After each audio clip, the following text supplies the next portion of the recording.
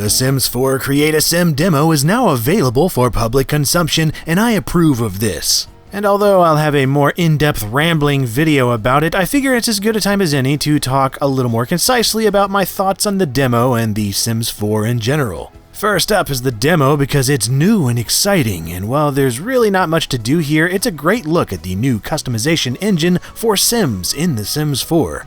You start off by giving your Sim a name, choosing their traits and ambitions, giving them a voice, and make them look like even more of an adult by choosing their walking animation from a selection of 8.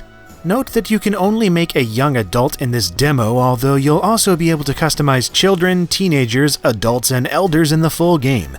And yes, for the astute among you, that means toddlers are not included in the base game, which is no doubt a disappointment if you enjoyed keeping up with immature humans that crap and scream all the time.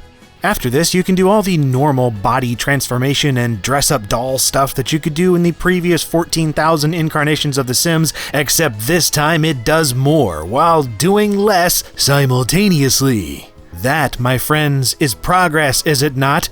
Yes, not only can you maniacally click and drag your Sims' faces and bodies around like silly putty, but you also get less customization overall due to the lack of any Create-a-Style tool.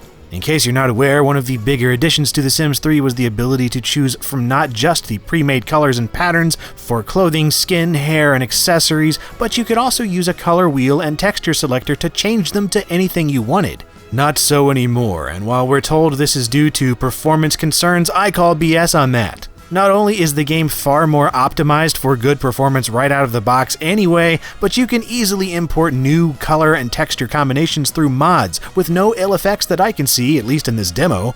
Granted, maybe a bunch of complex textures being in the game all at once could slow things down, but a simple palette change? I'm sorry, but I see no reason to believe that a green shirt being blue instead should choke the performance that badly, and if it does, maybe there's something wrong with your engine.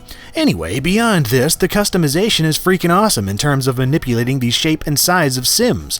Not only can you mess with weight and muscles, but the bone structure as well, and it's done as simply as clicking, dragging, and channeling your inner plastic surgeon.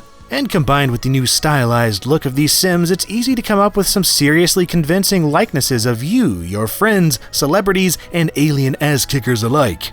Anyone can sit down and have fun with this immediately, and that is an accomplishment. I would, however, like to at least have the option for some sliders here, just to know what can and can't be pulled into shape, and also because it's a bit annoying to rotate and slide things around in 3D and get behind things like glasses and stuff, but whatever, it's cool. And finally, you have the option to play with genetics, which lets you genetically play all day, okay?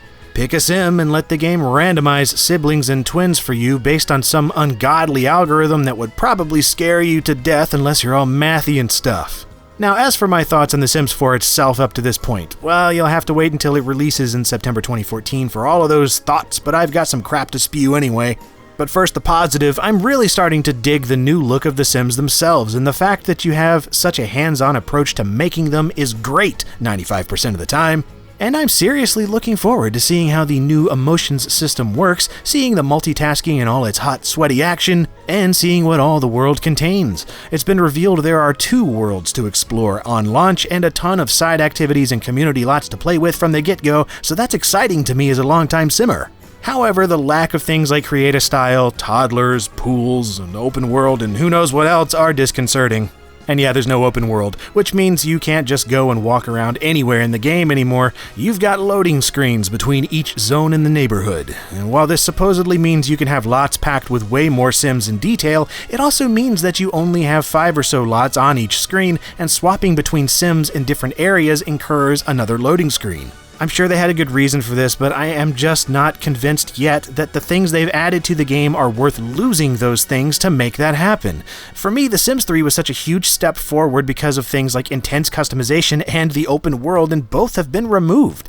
But hey, we'll just have to see come this September, so stick around for that, or catch up on my other Sims 4 videos and tons of other Sims stuff on my channel in the meantime. If you'd like to, that is. I mean, you may have to go and organize your collection of cicada shells or go lick a bowling ball or something. And in that case, you should go and take care of those pressing responsibilities first by all means. Either way though, as always, thank you for watching.